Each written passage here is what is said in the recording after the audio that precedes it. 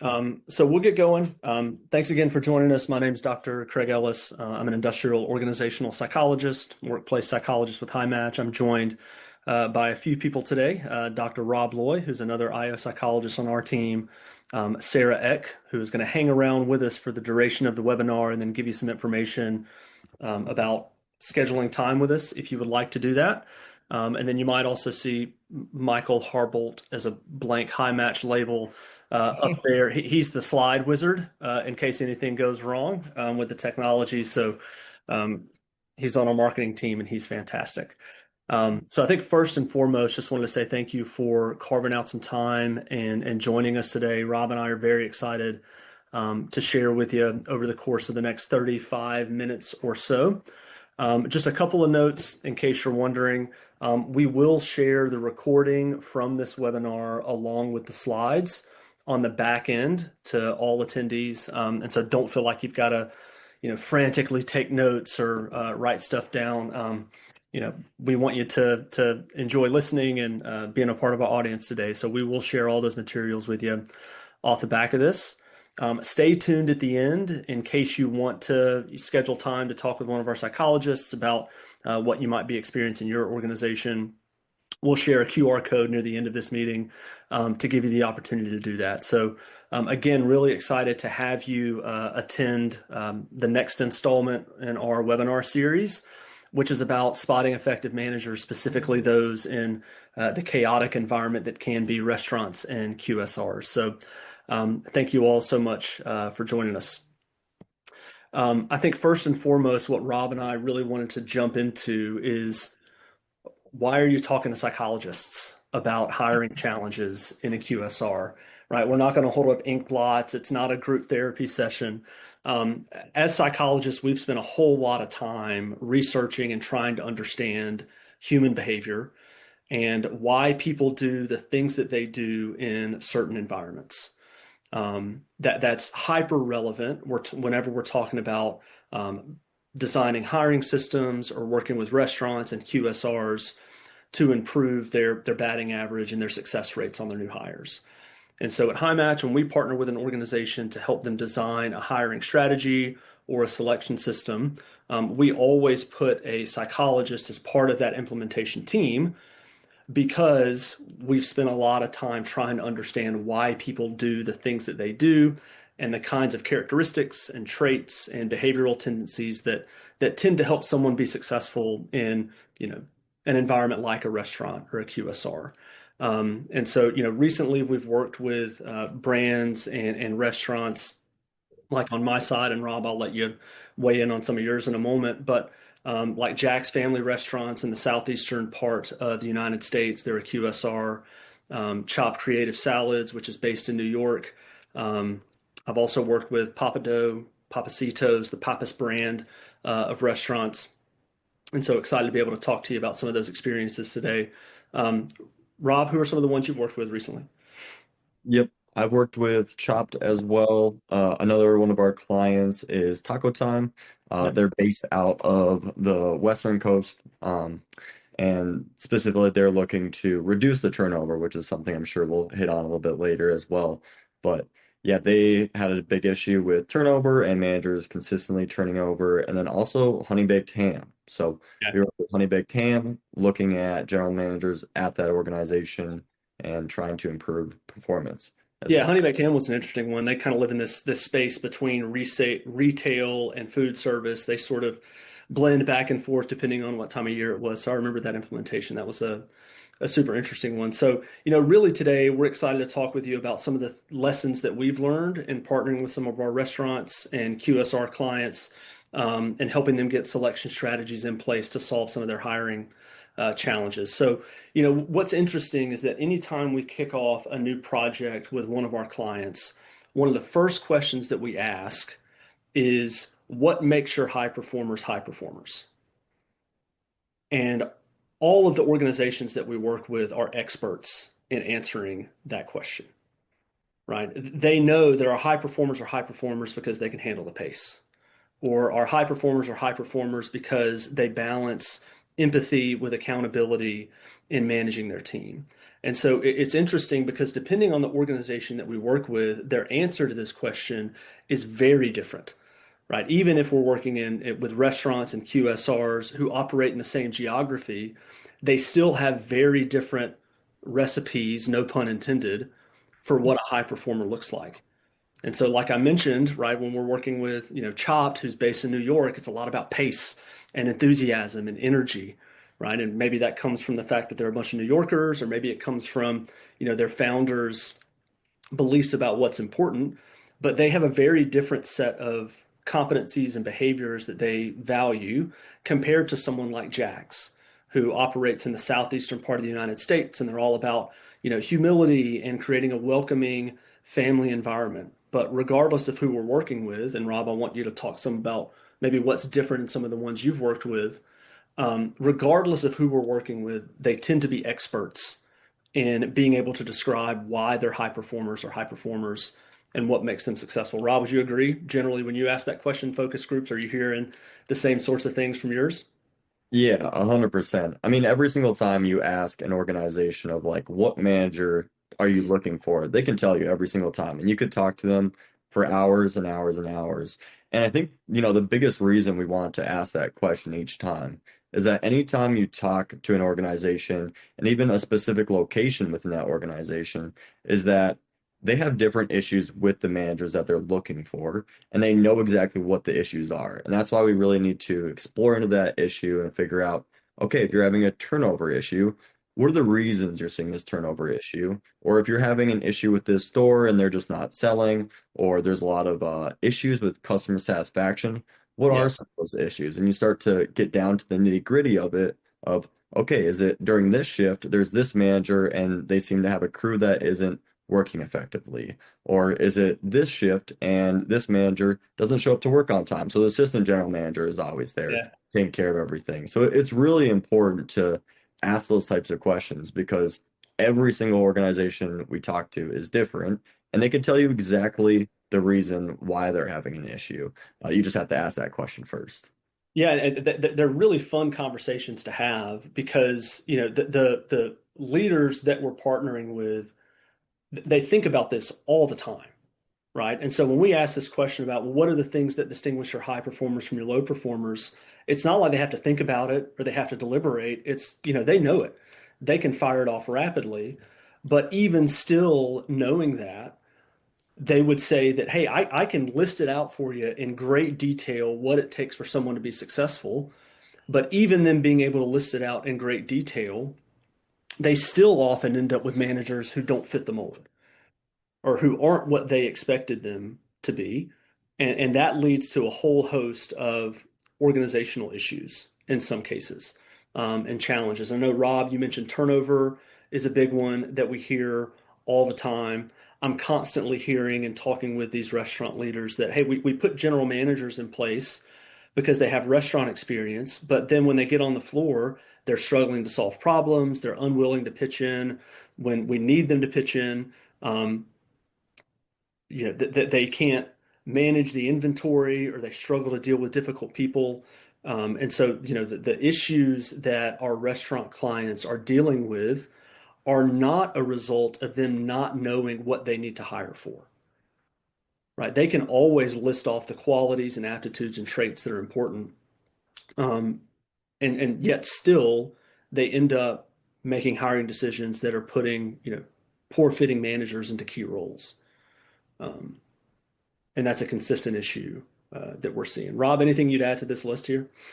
Yeah, I think you hit on it a little bit already. And I think the thing we hear I think for almost every single manager position that we've talked about is the interpersonal skills, right? So as a manager, what you're doing is managing other people and you're managing the store and you're also managing your customers in a way as well because there's issues that always come up. And what we hear every single time is that we need somebody with good interpersonal skills. And what that means is that we need somebody to be empathetic. So they have a customer that has an issue and they say, okay, this customer has an issue. How are we going to handle this? How are we going to listen to them and empathize with them and make sure that we figure out this problem that they're having and come up with an effective solution? Also, there's the team-oriented approach of it as well, Yeah. being able to work with your employees and also your peers. So there might be other managers at the store or other assistant general managers that you need to be making sure that you're working with. And as you work with them, you need to make sure that you're communicating with them and developing those relationships. And then also just being warm and friendly too, both Yeah. with the customers and your peers, and then also managers as well. So the people above you. And that's a big thing that we hear a lot of times that you need all these different interpersonal skills and trying to be effective at figuring out the managers who are going to have that. And oftentimes we see managers are lacking that. Yeah, I think you're exactly right. And as you were describing that, it made me, sort of think of an analogy, right? Which is people are extremely complex, and the environment that they need to work in, especially in a restaurant or a QSR, is extremely complex. And the intersection of those two complexities makes it very hard to predict who's going to handle it well, right? It's like if you're sitting at a literal intersection and you've got the people behind you honking at you, telling you to go fast. You've got the people in front of you who aren't following traffic laws. And then you're sitting in the car and you're sitting there wondering, what am I supposed to do to solve this problem or to effectively deal with this challenge? It's a very complicated situation for someone to step into and try to be successful. And oftentimes those complications give rise to issues within the business, right? That oftentimes the partners that we're working with can articulate very, very well. We consistently hear that turnover in restaurant and QSR management population is sky high compared to management turnover in other industries, right? I think the average turnover across industries in the management population is somewhere between 5 and 10%. And we're seeing QSR manager turnover oftentimes be 10x of that, right? And so there's this evidence that there's something about this particular environment and people trying to be successful in this particular environment that is creating issues on the hiring side and the retention side. And so I know turnover is one of those issues. Rob, we also hear frequently about, customer service and staff retention as key metrics that our clients are tracking to try to, understand how successful their managers and locations are being. Rob, are there any other ones that you hear frequently? Yeah, there's customer satisfaction is a big one. So we hear, how are your customers? How do they feel when they come in there? What kind of experience are they getting? You said Yeah. store performance as well, which can look different for a lot of different organizations, right? Like some organizations, the store performance might be largely based off customer satisfaction. Other ones might be really based off profits. Other ones might be worried about a little bit more of like the HR aspect. So like staffing metrics. Do you have enough people in these positions? What's the turnover looking like?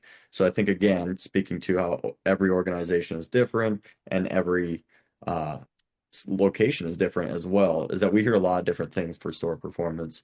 One thing that I think is kind of unique that we've heard here or there is team engagement scores as well. So not your Mm. customers, but people actually working underneath the manager and how engaged are they as well, because we want to make sure that your employees underneath you are listening to the manager and they care about the manager and the manager cares about them. And that's something that's really important to having an effective store and making sure that you're serving the customers is that from top down, everybody's getting along with one another.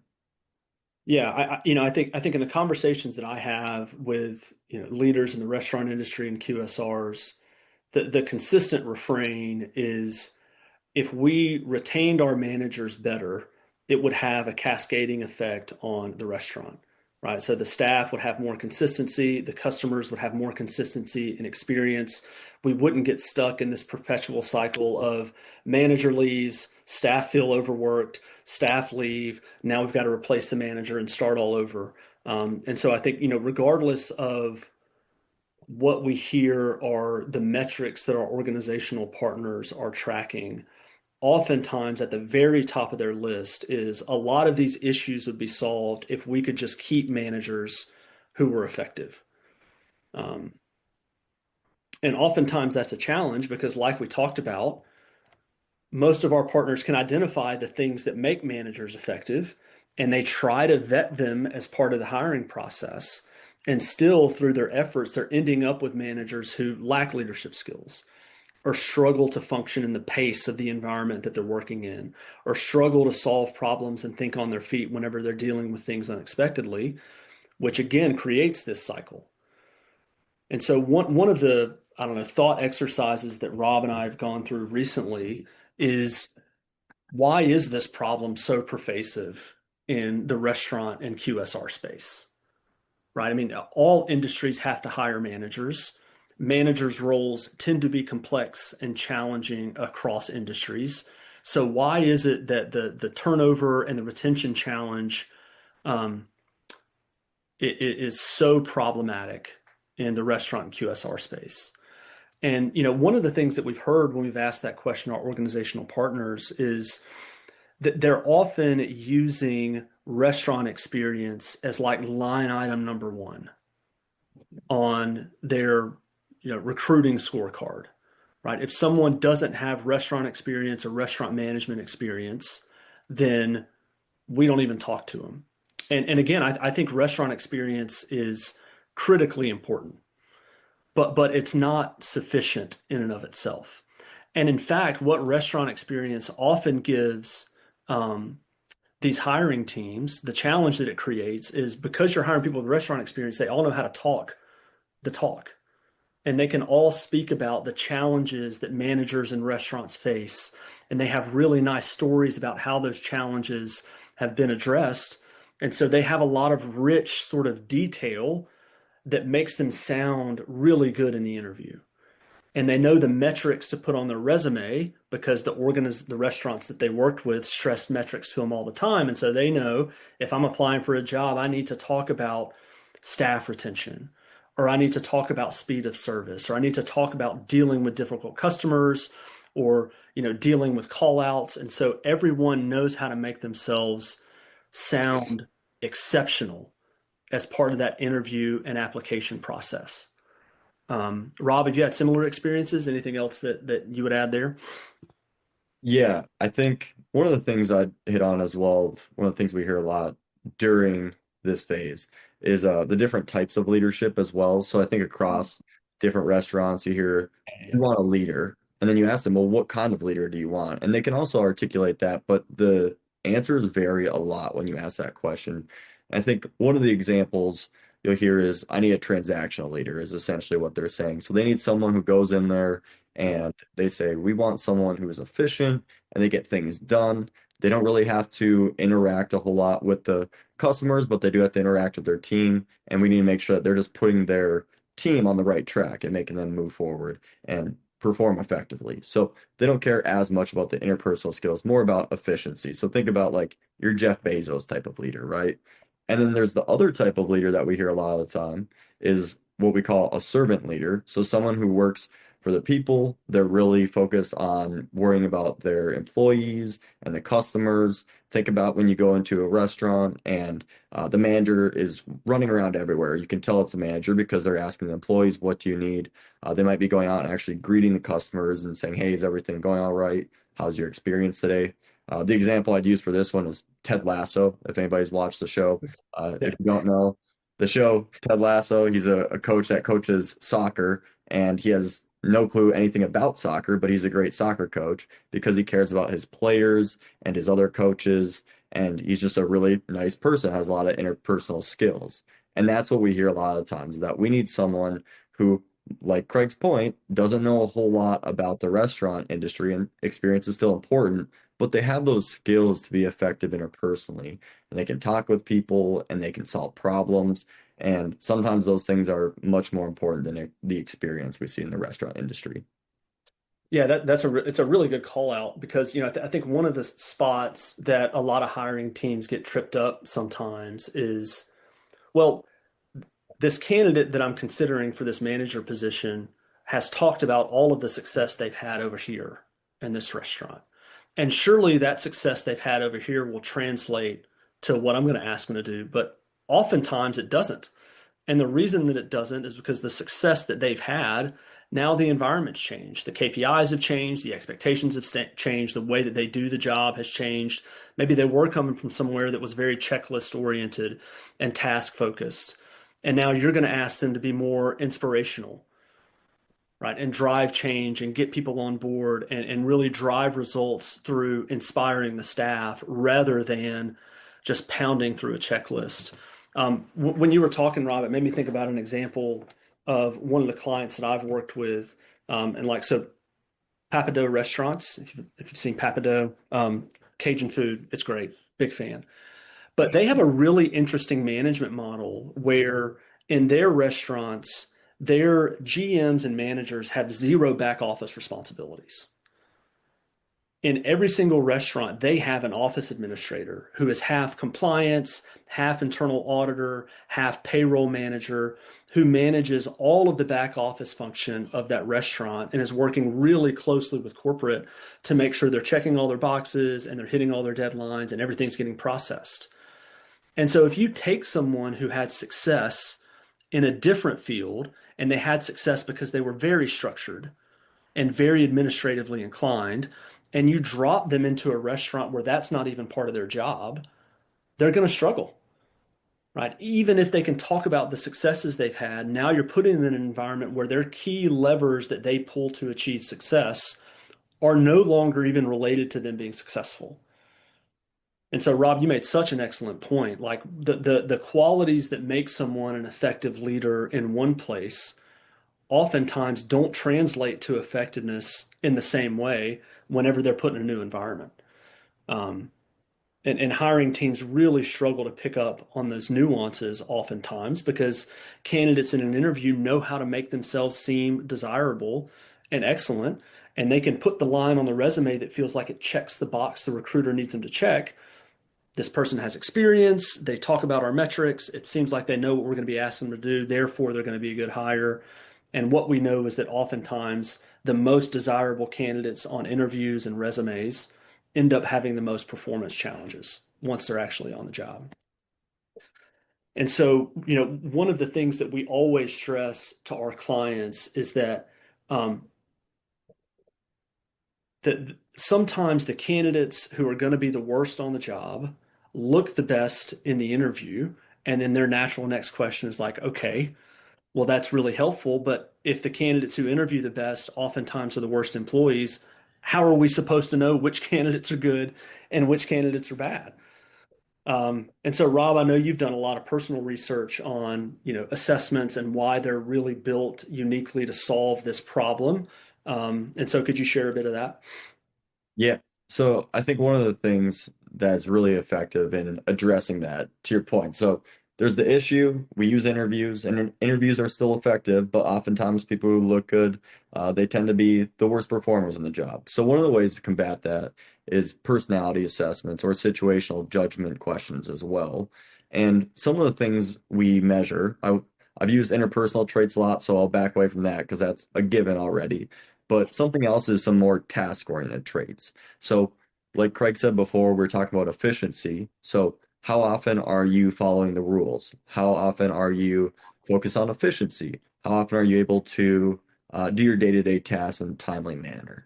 There's also the stress-oriented traits as well. So, in these environments, we know it's really important to deal with high levels of stress.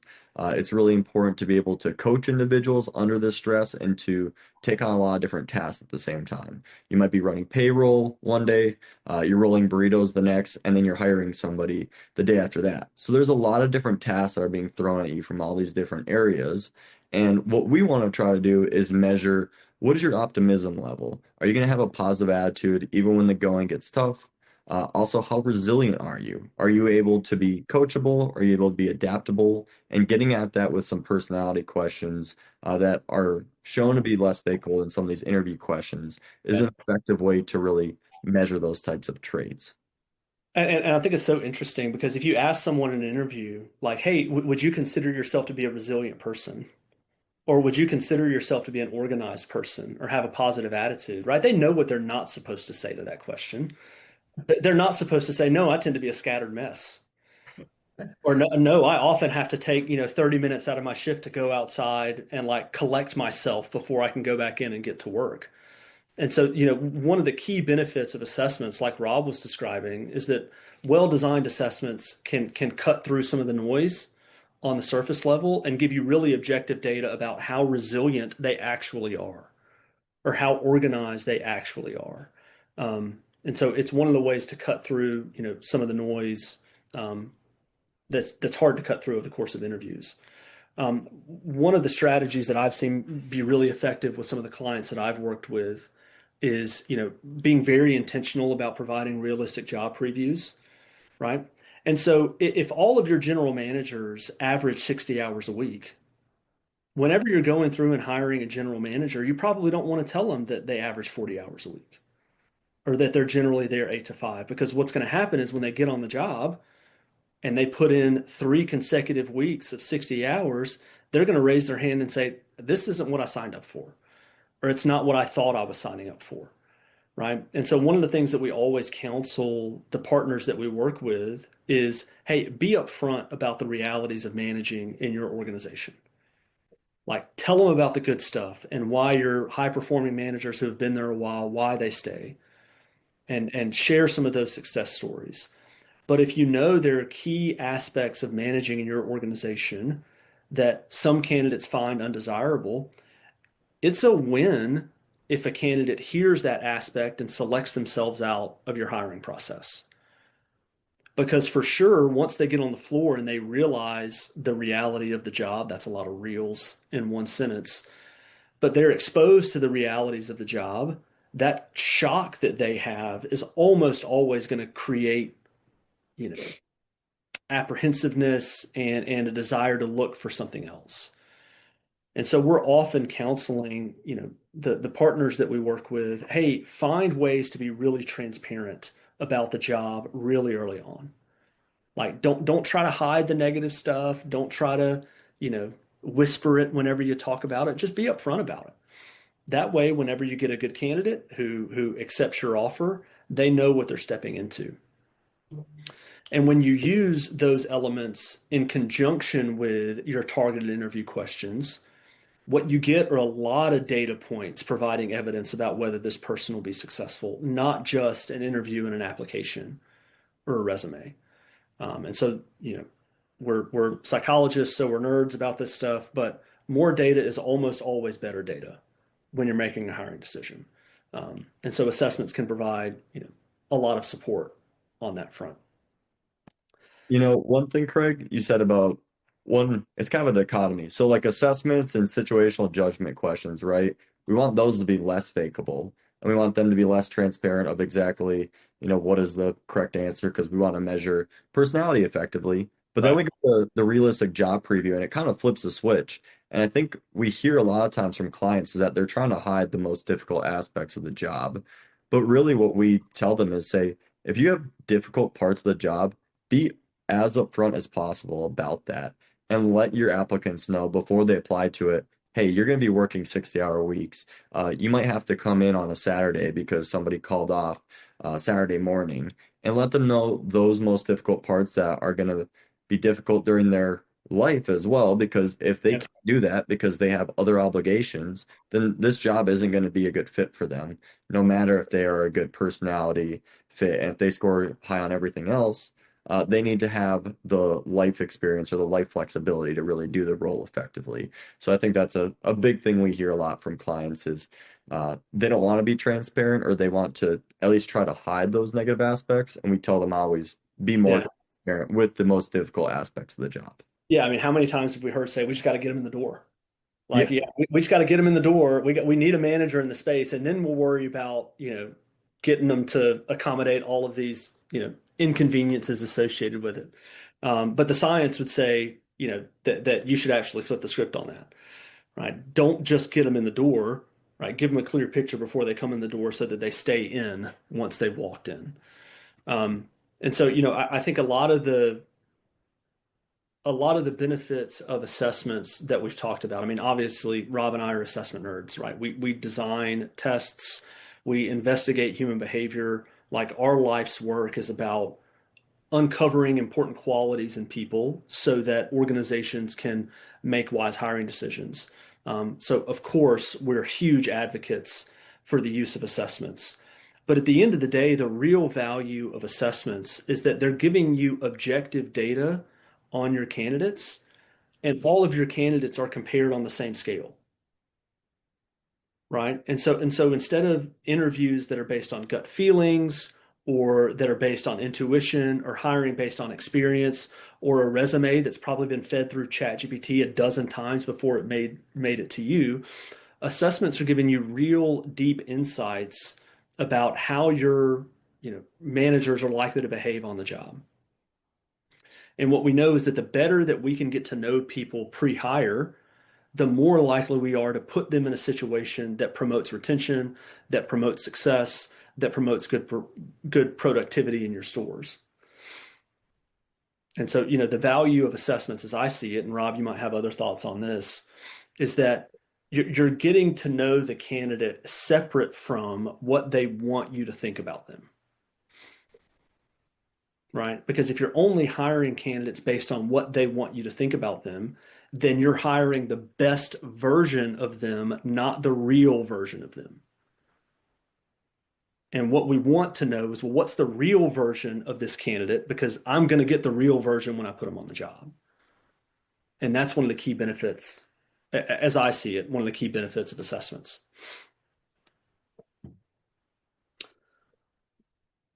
Now, I think the reality is that you can do all of your candidate evaluation perfectly.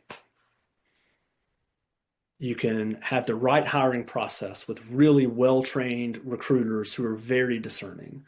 You can assess for the right qualities. You can give a realistic job preview that's providing transparent, clear picture of the job that they're stepping into. You can do all of those things. And the reality is that the environment that they're working in is tough, right? The staff that they're managing tend to have high turnover. And so, even us as advocates for, assessments and applying psychology to your hiring process, even we would tell you that burnout oftentimes in the restaurant industry is unavoidable. And Rob, what do you see as some of the key drivers of that burnout that happens in the restaurant space? Yeah, I mean, I think the biggest thing every single time we think about burnout and we talk about burnout is that it's complicated. There's not one reason for burnout. There's some personal traits people have. Some people are more likely to burn out that can't deal with stress, and we try to measure that, and we do a pretty good job of measuring that. But then there's other things that are more environmental as well. So Yeah. you have things around your schedule, and you have, long working hours and the non-flexibility of that as well. So sometimes you're having to work on the weekends. That can cause people to burn out as well. Even though that's a requirement of the job, sometimes you need to do that. Also, I think the interpersonal aspects as well. You have employees who may be getting upset at you. You may have some other managers getting upset at you. You have your superiors, so the people above you who might be getting mad at you. And then last but not least, you have the customers, and those are probably the most difficult to deal with. And those people are also getting mad at you, and you have to deal with all that. And that's really stressful. And no wonder why these people are burning out. And it's an important issue to solve, but the way to solve it is to understand it first, and then you can really start to solve burnout. Yeah, I mean, you're not insulated from anything whenever you're the manager in a restaurant. I mean, every single challenge that restaurant has is your responsibility. Man, that's such a good point. You're taking it from all angles. Therefore, that burnout, you have nowhere to hide. Um, which is all the more reason to try to, I think, identify the qualities and select the candidates who are less susceptible to falling victim to some of those issues related to burnout. Again, I don't think it's realistic to expect that the burnout problem can be solved, but it does further stress the importance of hiring people who check all the other boxes, knowing that this burnout issue is so pervasive. So I want to pass to Sarah because I want her to share maybe some of the results that we've had in working with other clients and trying to solve their hiring problems, and also give her an opportunity to, put a plug in for HighMatch. That certainly wasn't the purpose of this webinar for us. We just wanted to share some of what we've seen and heard in working with our partners. But I know Sarah's excited to share some of that. So, I'll pass it to her now. Yeah, absolutely. Afternoon, everybody. Just wanted to jump in and share really quickly what this looks like when we take everything that Rob and Craig have been talking about and put it into practice. And I think what's important to call out here, and you'll see that you can read the full case study once we share over email after the end of this. But when we can start by identifying what are you looking to solve? Right. In the case study on the left, it was early tenure turnover. So it was these individuals that were not making it through the first couple weeks of training. And then if they were making it onto the floor, they weren't able to be productive or effective on the floor. And so our focus was saying, understood that we need to, much like what they talked about earlier today, do a great job of giving a realistic understanding of what's happening or what's going to be the job responsibilities, the day-to-day duties, and that way those individuals could go in with their eyes wide open, and then obviously make sure that behaviorally that with their aptitude they're a right fit. And so when you really focus on not only the goal but the role specifically and the organization and knowing that world, we can make some huge strides in reducing that turnover. On the right, there was a different story. Theirs was really reducing turnover that was happening more like in the first 6 to 12 months, and then making individuals more productive in terms of getting work done right the first time. So a different set of traits, right, that has someone that can only do the role but do it right the first time. So just know that there's a ton of different ways that we can partner with our clients. We always start by getting to know you. So even though we know the QSR in the restaurant industry, I think Rob and Craig hit on a ton of times that each restaurant, each entity is unique, and so we like to start with getting to know you so that you can see results much like what we've shared here. You want to skip to the next one for me, Craig, pretty Sure. please? I think and I touched on it before, but the approach that I'm describing we call, measure what matters, right? And here at HighMatch, it's definitely not a QSR assessment that we're handing out to all of these individuals. It's not even a manager assessment that we're handing out. We really do start by saying that, each of these individuals has a different goal, a different set of traits and behaviors and needs, knowledge, that makes someone successful. And so how do we partner with you to make sure that we're getting you the insights that you need at every stage as well, right? So I think some people are looking to screen out because they get a lot of applicants. Maybe you're a really popular brand and everyone wants to work with you, and others are looking for some help at the end of the process to better identify who they should make an offer to. But we got a lot of different options and a lot of flexibility to partner if that's something that you're interested in, which I think is I was going to say a perfect segue to, we've got a ton of resources if you're interested in learning more. This ranges from blog articles and industry reports that really dive into QSRs and the unique nature of hiring within them, to some videos and shorter reports that we've put together to be able to give you some insights into what we're seeing. I know I'm trying to leave some room for questions, so forgive me for going a little fast here at the end. I do want to call out that Craig and Rob do this day in and day out. They are happy to connect with you if you'd love for them to sit down, have a conversation, and kind of do an audit of your turnover or what you're seeing with your managers, or it could be your individual contributors, whatever is really top of mind for you.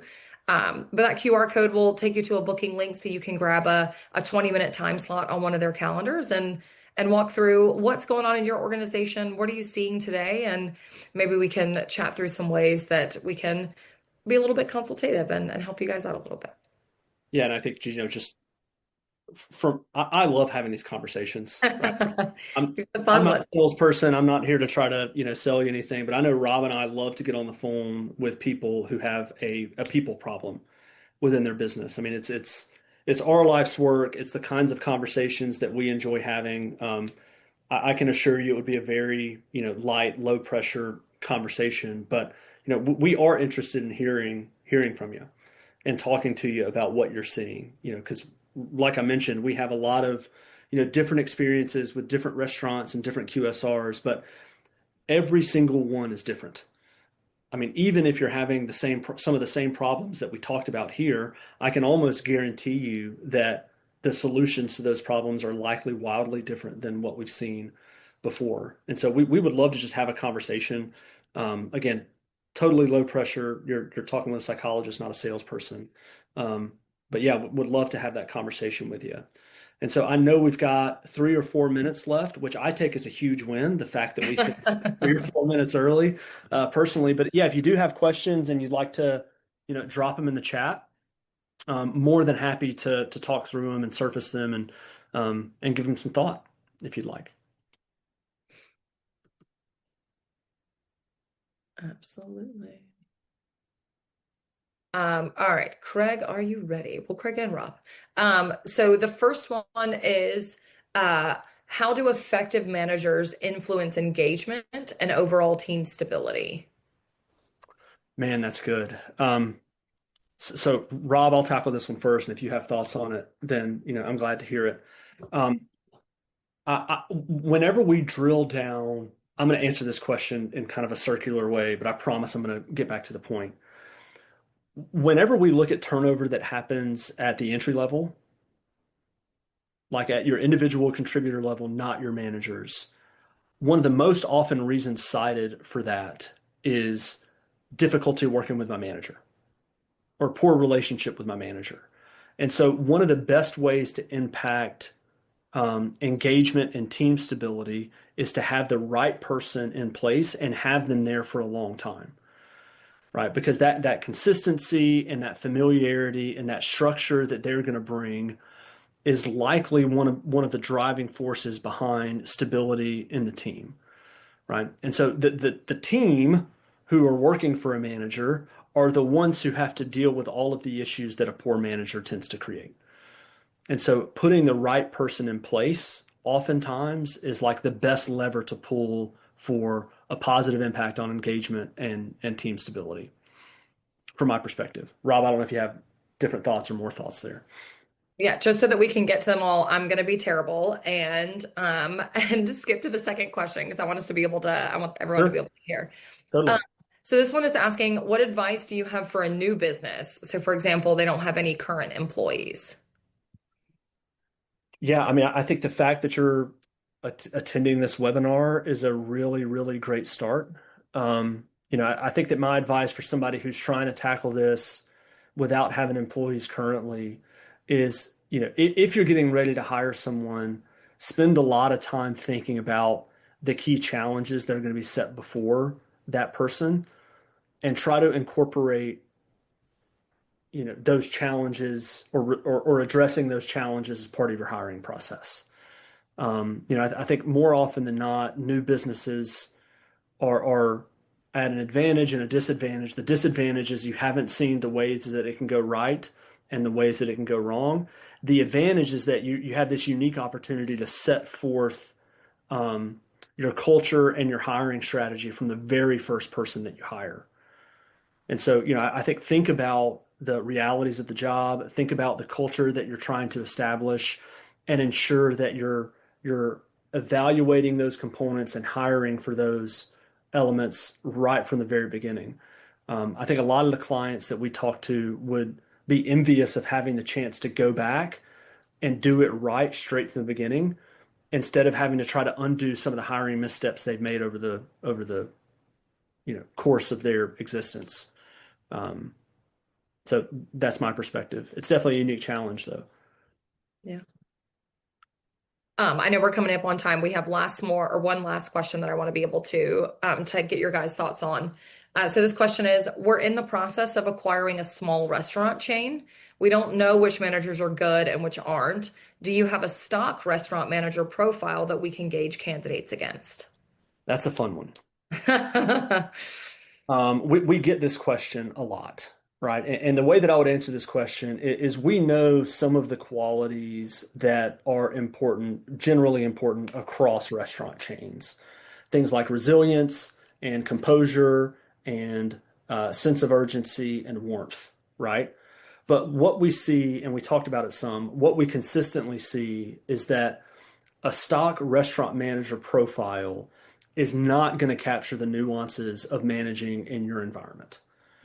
And so we would always like to start with setting the profile based on the current high performers that you have, and then asking the question, do the managers in this restaurant we're acquiring, are they similar to our high performers currently?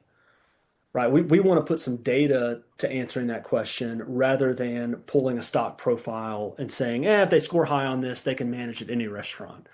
The reason that we don't do that is we've seen that be untrue over and over and over again. So yeah, we could talk through some of the qualities that they likely need to have as, sort of baseline, but almost always there's nuance on top of that that, is hard to capture with a stock profile. And so in that situation, we would always say, let us work with you and let us work with your high performers to define that scorecard, that recipe card. And then let's compare the managers in the new business you're acquiring to that data-driven scorecard that we've built. It's just more likely to be, a successful approach at the end of the day. Yeah, that's a great point, Craig. I think one of the things, just looking at what you said of acquiring a small restaurant chain, it makes me think of the urgency of needing to hire someone that's the right fit for the position. And one of the things I think of, and one of the things that we'll do with some of these situations where you need to hire someone quickly, is we have a few profiles that are ready to go, like a restaurant manager profile, right? And one of the things we would do is we would say, hey, use this restaurant manager profile. There's a few traits in there like persistence and warmth and resilience, some of the things that, are connected across a lot of different profiles. And you can use this for right now and use this assessment. And then off the back of this, once you acquire this restaurant chain and you go through and you compare these managers, then you actually go through that process Craig was talking about, because that's going to get you the best insights possible. Is, as we talked about throughout this whole conversation, is that every manager position is going to be a little bit different. And that's why it's important to measure all those different traits. But at the same time, we have some generic restaurant manager profiles that you can look at to get you those base insights right away. And then we can move forward and get you a more unique profile for your organization. So, Yeah, sort of a crawl, walk, run sort of deal, right? Yeah, for sure. That's a good call, Rob. Yeah, absolutely. I would say it's a fair question. When you talk about not knowing who's good to start with, I think that the blend of where Rob landed is exactly what we recommend. Let us help you get 60% of the way there, 75% of the way there with some traits that we know are common across most managers. And then we'd love to layer in that nuance and that, culture specific, organization specific additional traits as we work together and continue to learn more. And as you're able to start to identify who is our top performers or what does a top performer look like. Okay, well, I know we are a couple minutes over. I appreciate everyone staying on with us to be able to walk through those questions. Friendly reminder that you will receive the slide deck that we looked through or that we walked through today, as well as the call recording via email from I think Craig called them our team of wizards. After this, they'll make sure that you guys get that. And so we do encourage you, if you're open to it and interested, please do book a time with one of our IOs. They are a wealth of knowledge that might spark a new idea or point out something that you guys hadn't thought about. And we often get feedback that those are really beneficial, even if you're just kind of jumping on for 20 minutes. So we'd love to be able to catch up with you, hopefully in the coming weeks. If not, we hope everyone has a wonderful afternoon and a happy Wednesday. Thanks, folks. thanks, everyone. Bye, everybody.